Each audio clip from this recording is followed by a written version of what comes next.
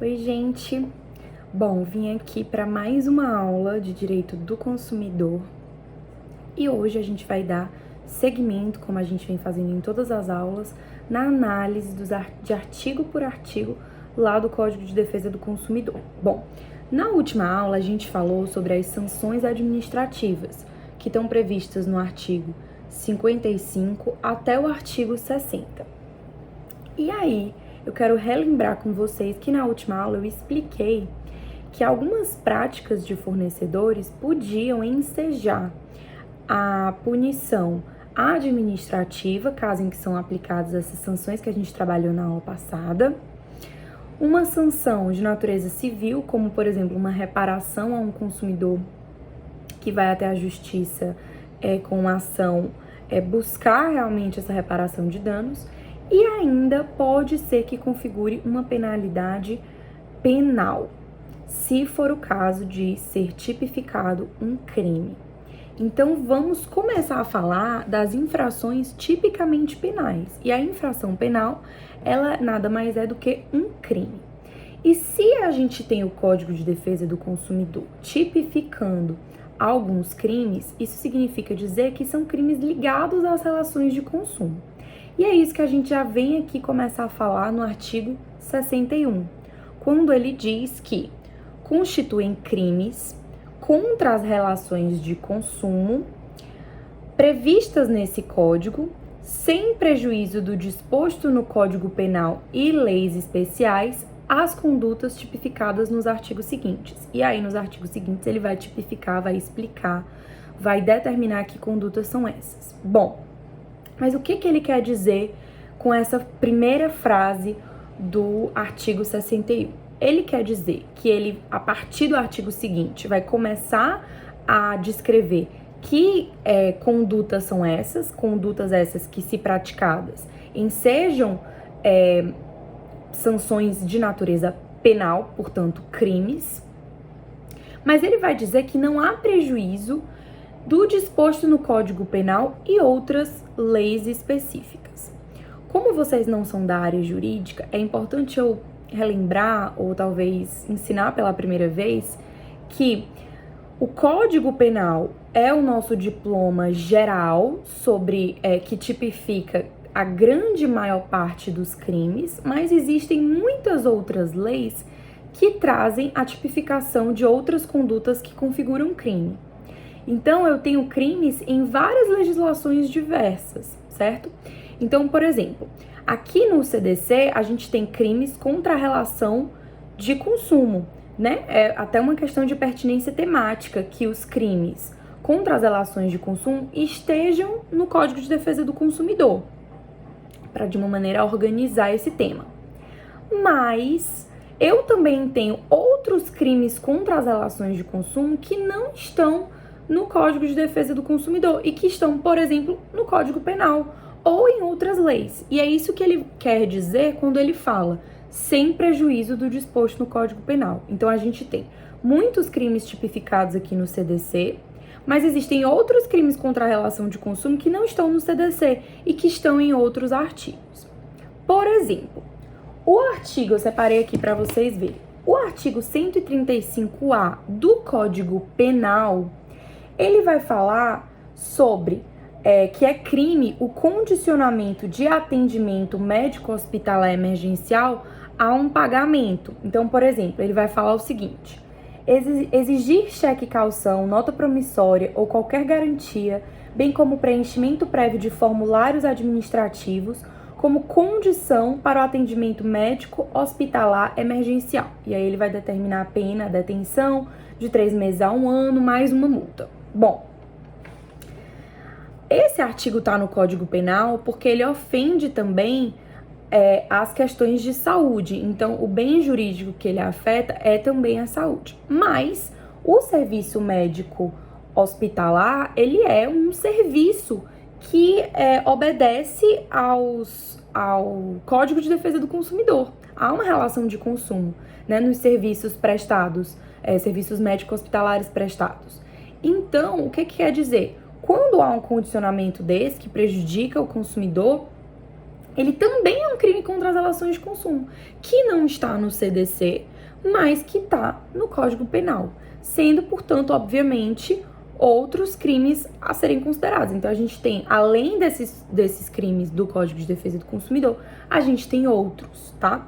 É importante a gente saber disso, porque cai muito em prova, são muitas as questões que falam, por exemplo, apenas as condutas tipificadas no Código de Defesa do Consumidor são crimes contra a relação de consumo. Essa afirmativa está completamente errada. Por quê? Porque a gente tem crimes contra a relação de consumo determinados, tipificados em outros diplomas normativos. Tudo bem? Então essa é a primeira coisa, é o primeiro artigo de infrações penais e é aquele que a gente tem que ter mais atenção. Porque a partir dos artigos seguintes, o que vai haver, na maioria deles, é a descrição da conduta. E é assim que funcionam as tipificações penais. Ele vai descrever minuciosamente uma conduta e ele vai em seguida, no preceito que a gente chama preceito secundário, né? O preceito primário é a descrição da conduta e o preceito secundário é quando ele vai determinar que pena é aplicada àquela conduta caso ela seja praticada, tá? Então vamos lá, vamos começar a falar dessas condutas. A primeira coisa que ele fala: omitir dizeres ou sinais ostensivos sobre a nocividade ou periculosidade de produtos nas embalagens, nos invólucros, nos recipientes ou publicidade. E aí ele vai determinar uma detenção de 6 meses a 2 anos e multa, é a pena. E também vai falar que vai incorrer nas mesmas penas quem deixar de alertar, mediante recomendações escritas ostensivas, sobre a periculosidade de um serviço a ser prestado. Então, vamos lá. O que ele está falando aqui é que a gente já sabe, a gente falou disso muito em todas as nossas aulas, de uma série de deveres que o fornecedor tem perante os consumidores. E o dever de informação é um desses maiores deveres que é preciso que seja respeitado. Quando a gente vai consumir qualquer tipo de produto, por exemplo, quando a gente compra no supermercado, é muito óbvio que a gente precisa que uma série de informações sejam fornecidas naquela embalagem. A começar por prazos de validade, composição, ingredientes, não só porque é importante que a gente saiba, mas porque existem muitas pessoas que, por exemplo, têm determinadas alergias, pessoas que não podem consumir determinados produtos em questões de doenças, enfim. É importante que a gente tenha a noção e a informação seja dada de maneira adequada.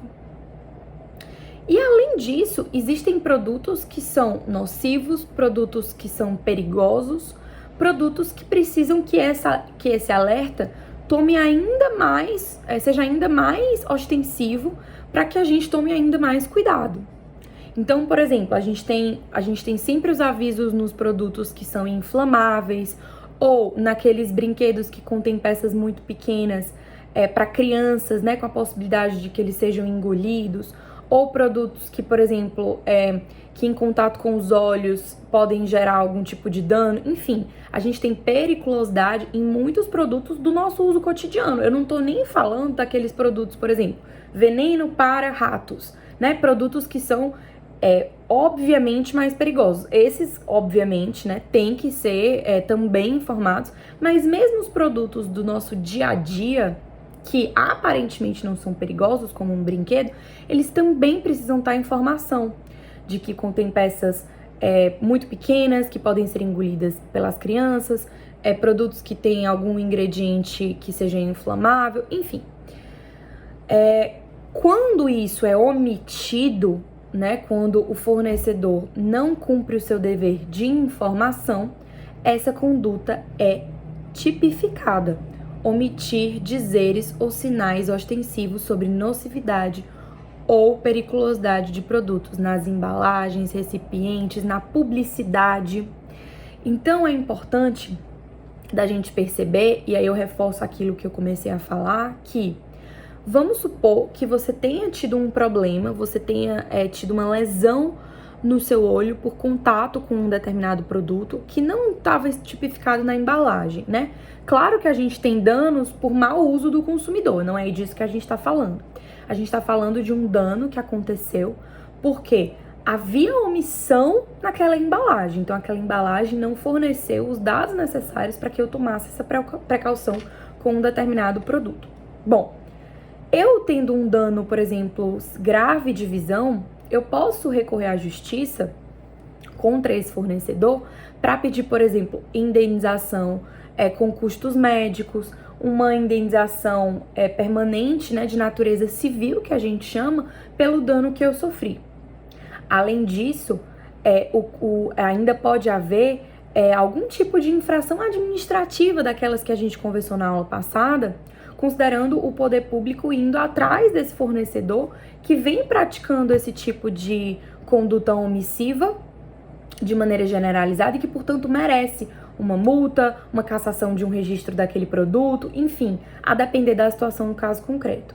E além disso, esse mesmo fornecedor que está tendo que pagar essa indenização civil, que vai arcar com as infrações administrativas, né, com as penalidades administrativas respectivas, pode ser que ele ainda sofra as penalidades de natureza penal, porque tipificou o crime do artigo 63 do Código de Defesa do Consumidor. Então, a independência entre essas três esferas, administrativa, civil e penal. A penal, ela, em geral, ela é a mais grave, considerando a natureza dessa infração. Os crimes, né, o âmbito do direito penal, ele é a nossa última forma, a forma mais grave de penalizar alguém. Mas esse consumidor pode estar inserido nesses três tipos de infração. Então é importante a gente saber disso, né? Que não necessariamente uma mesma conduta, ela pode ensejar esses três tipos de penalidades diversas. Bom, próxima conduta. O artigo 64 também tipifica uma outra conduta que também decorre do dever de informação desse fornecedor. Deixar de comunicar agora à autoridade competente e aos consumidores a nocividade ou periculosidade de produtos cujo conhecimento seja posterior à sua colocação no mercado. Bom, aqui nesse caso é diferente do artigo anterior, porque no artigo anterior havia uma obrigação de eu discriminar na minha embalagem toda a nocividade, periculosidade de ingredientes, de substâncias, de formas de uso daquele produto, que eu já tinha conhecimento prévio. Então, por exemplo, os produtos inflamáveis, álcool. Se eu vendo álcool, né, o álcool etílico, ele é um produto inflamável. Isso tem que estar discriminado na embalagem. Eu já sei disso, isso já é uma característica de periculosidade inerente àquele produto, como é o caso de venenos, como é o caso de uma série de produtos. Eu já tenho uma noção, eu já sei previamente que aquele produto é perigoso e, portanto, eu preciso ostensivamente informar a esse consumidor nessas embalagens. No entanto, pode ser que o meu produto ele não tenha nenhuma periculosidade inerente a ele, mas que eventualmente ele se torne, seja porque eu descobri que esse lote veio viciado, né, houve um problema num lote específico, seja por algum problema realmente que tenha sido descoberto a posterior com esse produto. E aí, assim que o fornecedor tomar conhecimento dessa periculosidade, ele deve informar as autoridades competentes e também aos consumidores, né? Então, por exemplo, vocês lembram do caso trágico, né, daquelas cervejas que tiveram um problema, houve um lote, né, dessas cervejas com uma substância nociva, que foi trágico, muita gente veio a óbito por conta disso, e isso acontece de vez em quando com uma série de produtos. Bom, nesse caso, o fornecedor, tomando ciência das primeiras situações de risco, ou antes mesmo de acontecer algum problema, se ele souber daquela nocividade, ele imediatamente deve informar a todas as autoridades competentes e, em seguida, se possível, publicizar o risco para que as pessoas que compraram ou que tenham acesso a esses produtos, elas não, por exemplo, ingiram no caso da cerveja ou utilizem em caso de outros produtos.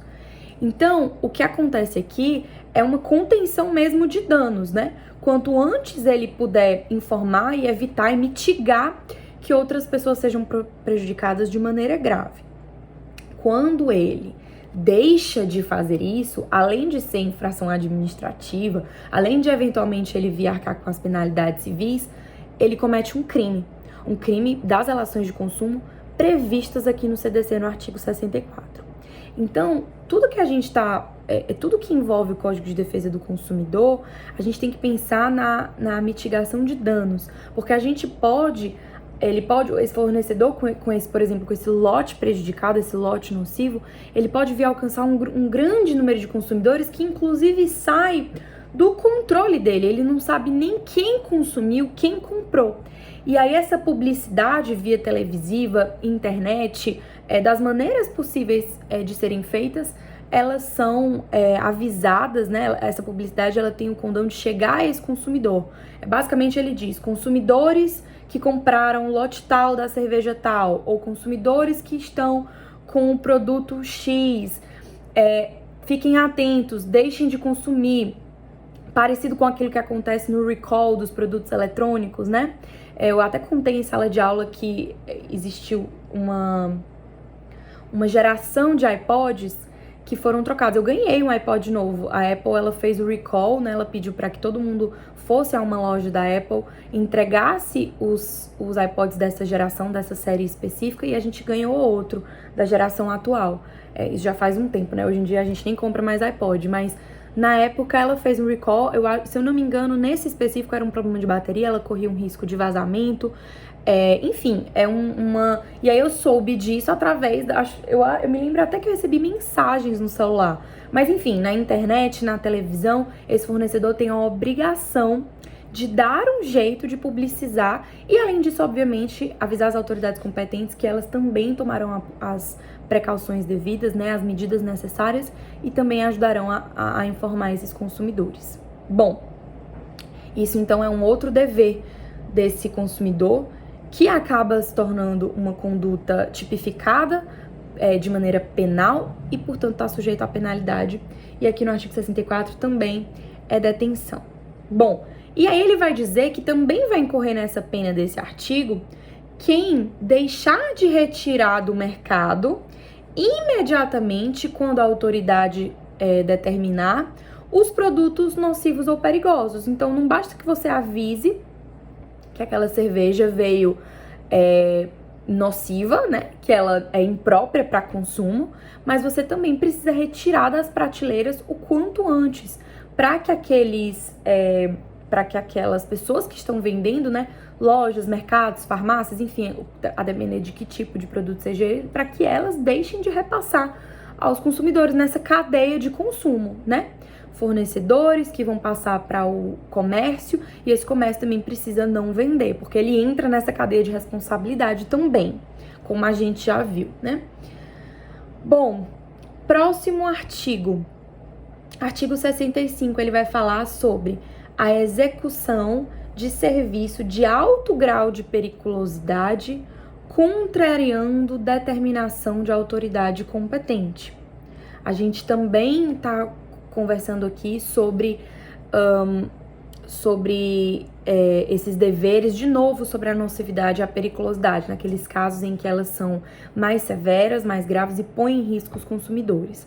Então, nesse caso aqui, ele vai falar de serviços, né? Serviços que ponham de alguma forma em risco esse consumidor também estão sujeitos a essa penalidade quando esse fornecedor ele o faz em desacordo com a determinação da autoridade competente, certo? No mesmo sentido a gente caminha. Bom, artigo 66. O artigo 66, ele tem a ver também com com uma coisa que é interessante para vocês, que são do marketing, fazer a afirmação falsa ou enganosa, ou omitir informação relevante sobre natureza, característica, qualidade, quantidade, segurança, desempenho, durabilidade, preço ou garantia de produtos ou serviços. Bom, aqui tem tudo a ver com aquela propaganda enganosa ou abusiva, né? Aqui mais com a propaganda enganosa, por ele falar de propaganda falsa, e depois sobre segurança e tudo, a gente pensa também na propaganda abusiva. Bom, esse tipo de publicidade a gente já falou que ela tem uma série de consequências lá nos artigos que falam sobre publicidade, mas aqui ele eleva ao nível máximo, ele tipifica também como crime. Então, vocês que vão fazer publicidade para esses fornecedores, que vão ser contratados por grandes marcas, por grandes empresas, para fazerem a publicidade delas, vocês precisam ter cuidado. É importante que não se faça afirmações falsas sobre esses produtos, né? Nem que o produto, por exemplo, ele faz mais do que ele efetivamente faz, né? Nem que ele dura mais ou tem uma garantia maior do que o que ele realmente tem, nem omitir informações relevantes sobre a segurança, sobre as características, sobre a natureza desse produto, enfim, sobre todas as informações relevantes e necessárias. Então, é importante que a gente veja que ele fala tanto da falsidade, mas também da omissão desse tipo de informação e configura crime também de detenção. E aí ele vai dizer que incorre nas mesmas penas quem patrocinar essa oferta, ou seja, nem sempre a publicidade ela é ofertada por aquele fornecedor. Então, tanto esse fornecedor, mas também por quem fizer e ofertar essa publicidade nos meios, por exemplo, de comunicação, também podem incorrer nessas penas do artigo 66. Aí o artigo 67 vai falar aquilo que a gente também já sabe: fazer ou promover publicidade que sabe ou deveria saber enganosa ou abusiva. Lá nos artigos de publicidade a gente já tinha visto, e aqui ele reforça e tipifica como crime também. Seguinte, 68. Fazer ou promover publicidade que sabe ou deveria saber ser capaz de induzir o consumidor a se comportar de forma prejudicial ou perigosa à sua saúde ou segurança. É um tipo de publicidade abusiva, né, que a gente já estudou, mas também configura crime aqui. E um crime específico, né, ele separa. Artigo 69. Deixar de organizar dados fáticos, técnicos e científicos que dão base àquela publicidade, quando for o caso, né? Por exemplo, determinados produtos com determinadas substâncias que são tidas como melhorar, por exemplo, produtos de pele, substâncias que têm a função de clarear, de retirar manchas, ou qualquer tipo de produto que estabeleça uma qualidade, uma característica, ele vem garantir um tipo ele garante alguma coisa para esse consumidor, ele precisa vir embasado em fatos científicos. Eu não posso sair por aí como fornecedora prometendo mundos e fundos de um produto sem menor embasamento. Então eu tenho que justificar a ação de determinado produto a um componente químico, a alguma coisa que dê suporte fático, né, suporte científico ou técnico a esse produto. Artigo 70. Empregar na reparação de produtos, peça ou componentes de reposição usados sem autorização do consumidor. Vamos pensar, por exemplo, aqui num caso, aqui a gente está falando de serviços, né? Vamos supor, a gente tem um monte de serviços de conserto, né? Eles são muito comuns. Então, serviços de conserto, por exemplo, de equipamentos eletrônicos. Mas vamos pensar aqui no caso de conserto, por exemplo, de assentos de bebê de carro, de criança. É uma coisa séria. Eu não sei se vocês sabem, mas existem... uma das coisas que as pessoas dizem que não é legal a gente ter usado são esses assentos em carrinhos. porque eventualmente pelo uso eu posso ter tido uma peça que foi danificada e o carrinho não cumprir toda a sua função de segurança, né? E é uma questão de segurança muito importante. E aí, vamos supor que você leva esse carrinho para o conserto e a peça não é uma peça original, não é uma peça nova, é uma peça usada. A pessoa que está trabalhando, né, o fornecedor desse serviço, ele só pode usar esse tipo de peça, uma peça usada, uma peça de reposição que não seja nova ou original, com o consentimento desse consumidor, que precisa ter a chance de aceitar ou não aquele tipo de peça, considerando os riscos que aquela troca pode oferecer. Em alguns casos, a gente não se incomoda, por exemplo, de trocar que não seja uma peça original para nossa televisão ou algum componente do nosso celular, mas em outros casos, em que envolve ainda mais segurança, a gente pode querer não ter essa peça usada e buscar a original para garantir maior segurança, como é o caso, por exemplo, dos carrinhos de bebê, né, desse assento de bebê de carro. Então, é importante que aqui a gente veja que a proibição não é, obviamente, de usar uma peça usada, né? De consertar com uma peça usada, de trocar por uma peça usada. Mas ele não pode empregar nessa reparação essas peças usadas sem autorização do consumidor. Então, fica a critério desse consumidor, né? Fica, inclusive, sob o risco, né, dele de decidir se essa peça vai ser usada ou não. Certo? É isso que diz o artigo 70. Aí o artigo 71 vai falar: utilizar na cobrança de dívidas ameaça, coação, constrangimento físico ou moral, afirmações falsas, incorretas ou enganosas ou de qualquer outro procedimento que exponha o consumidor injustificadamente a ridículo ou interfira com seu trabalho, descanso ou lazer. E aí aqui, vocês estão vendo que eu tô dando vários exemplos que é pra vocês memorizarem nas hipóteses comuns da nossa vida. Se existe uma das coisas mais insuportáveis que existe é telefonia, né?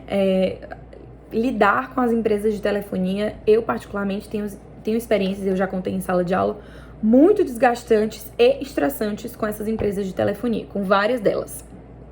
Mas, às vezes a gente tem um maior problema para encerrar os planos, né? A gente já sabe que tudo isso afronta o Código de Defesa do Consumidor, né? Enseja medidas específicas. Mas aqui, ele tá falando de, eventualmente, você pode ter uma dívida com qualquer dessas empresas, né? Que ofertem qualquer desses tipos de serviço. E vamos supor que as chatas empresas de telefonia, elas comecem a te ligar incessantemente sobre essas cobranças. Em geral, o meio utilizado mais coercitivo para o pagamento é o corte do serviço, né? O serviço eventualmente vai ser cortado e aí a gente vai precisar e vai pagar as contas atrasadas para que esse serviço seja retomado.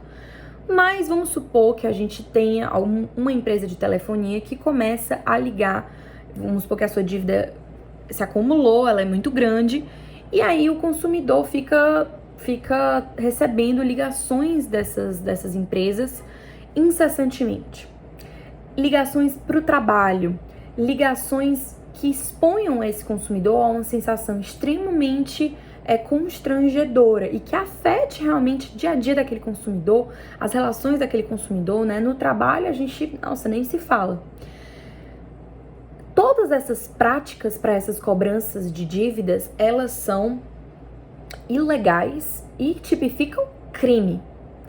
Além de, por exemplo, poderem configurar dano moral, né? A gente pode, inclusive, obter ressarcimento lá na justiça por certas práticas assim, configuram também crime, sujeitando esses fornecedores a essas penas mais severas. Isso não quer dizer que a cobrança de dívida ela não possa acontecer. Sim, existem meios moderados, meios adequados para que essa dívida seja cobrada desse consumidor que está inadimplente, desse consumidor devedor. Mas esses meios que são ameaça, coação, constrangimento físico ou moral, afirmações falsas, incorretas, né, ameaças que expõem esse consumidor de qualquer forma a essas circunstâncias, elas são ilegais e configuram crime. Bom, próximo artigo. Impedir ou dificultar o acesso do consumidor sobre as informações que sobre ele contém cadastros, bancos de dados, fichas, registros, né? Tranquilo, mais do dever de informação. Artigo 73. Deixar de corrigir imediatamente informações sobre o consumidor constantes de cadastro, banco de dados, fichas ou registros que sabe ou deveria saber ser inexata. Então, além desse direito de acesso desse consumidor a essas informações, ele também tem o direito de que essas informações sejam corrigidas por esse fornecedor. Próximo, deixar de entregar ao consumidor o termo de garantia adequadamente preenchido e com especificação clara do seu conteúdo. Então, quando você vai comprar um eletrodoméstico, por exemplo, numa loja, o termo de garantia deve vir adequadamente preenchido, com todos os dados daquele produto específico, data, quais são os termos da garantia, ou seja, o período de garantia, o que aquela garantia cobre, para que esse consumidor tenha consciência do que aquela garantia vai englobar. Inclusive no caso de necessidade, né, dele precisar utilizá-la. Tudo isso é crime, gente, né? Além de constituir práticas sujeitas a essas outras sanções administrativas e civis, constituem crime. É importante que eu fale isso, que eu fico relembrando e repetindo, porque a gente já tratou de todas essas situações, a gente sabe que são situações abusivas, situações proibidas pelo CDC, mas essas que eu tô falando especificamente, além de tudo isso, configuram um crime, né? Que é a penalidade, que é a forma de tipificação mais severa que a gente tem no âmbito do direito. E o último artigo que ele vem falar, o último crime que ele determina é quem, de qualquer forma, concorrer para os crimes referidos nesse código, incide as penas a esses cominadas na medida de sua culpabilidade, bem como o diretor, o administrador, o gerente da pessoa jurídica que promover, permitir ou por qualquer modo aprovar o fornecimento, oferta, exposição, a venda ou manutenção em depósitos de produtos ou a oferta de prestações de serviço nas condições por elas proibidas. Então esse artigo 75 não é um artigo que tipifica um crime, mas ele é um artigo que explica.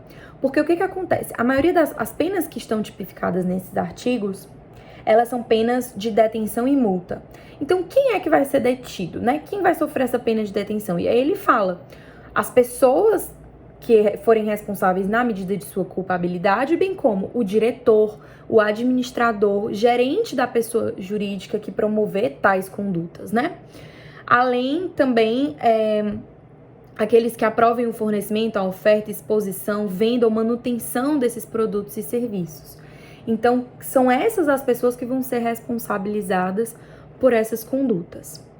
E aí, no artigo 76, ele vai falar de circunstâncias que agravam esses crimes, ou seja, esses crimes por si só já determinam essa pena, mas essas penas podem ser aumentadas quando? Se esses crimes forem cometidos em época de grave crise econômica ou por ocasião de calamidade, ou seja, agora, em tempos de Covid-19, em tempos de quarentena, em tempos de relações de consumo críticas, né? Falta de produtos, enfim, qualquer dessas práticas que eu acabei de falar nos artigos anteriores, elas podem vir a ser agravadas, as penas podem ser maiores, considerando que a gente está numa situação de grave crise, de calamidade mesmo no âmbito da saúde. E muitos crimes estão sendo praticados nas relações de consumo atualmente. Além disso, quando essas circunstâncias ocasionarem grave dano individual ou coletivo, então, se o dano for muito grave, inclusive com morte de vários consumidores, ou ainda também um dano coletivo, ou seja, quando abrange muitos consumidores de uma vez só. Lotes prejudicados, às vezes isso acontece. De uma vez, inúmeros consumidores são prejudicados. E ainda quando dissimular-se a natureza ilícita do procedimento. Além disso, também agravam quando cometidos por servidor público ou por pessoa cuja condição econômico-social seja manifestadamente superior à da vítima, quando a gente pensa em grandes marcas, né, em grandes empresas praticando esses determinados crimes. Além disso, em detrimento de operário ou rurícola, de menor de 18 ou de maior de 60 anos, ou de pessoas portadoras de deficiência. Então, pessoas com deficiência, né? Então, nesses casos, em virtude da situação especial da vítima, também há o aumento dessa pena. Bom, e aí ele fala que, lá no artigo 78, que além dessas penas privativas de liberdade, né, de detenção que a gente falou, e a pena de multa, também podem ser impostas de maneira cumulada ou alternada, interdição temporária de direitos, publicação em órgãos de comunicação de grande circulação à audiência às expensas do condenado, da notícia sobre os fatos e condenação, visando realmente essa informação das pessoas, da sociedade, sobre esses crimes praticados, e também a prestação de serviços à comunidade. Bom, esses são os artigos mais importantes que tratam de infrações penais. Eu não vou me estender muito mais nessa aula, porque a gente já tá com um tempo de vídeo um pouco longo para colocar no YouTube, mas a gente vai continuar falando desses temas. Eu vou passar lá no fórum uma atividade para vocês sobre isso, fazer algumas perguntas sobre o que a gente tratou, para a gente pensar um pouco nesses tipos de crimes, principalmente nas situações atuais de coronavírus, e a gente se vê na próxima aula.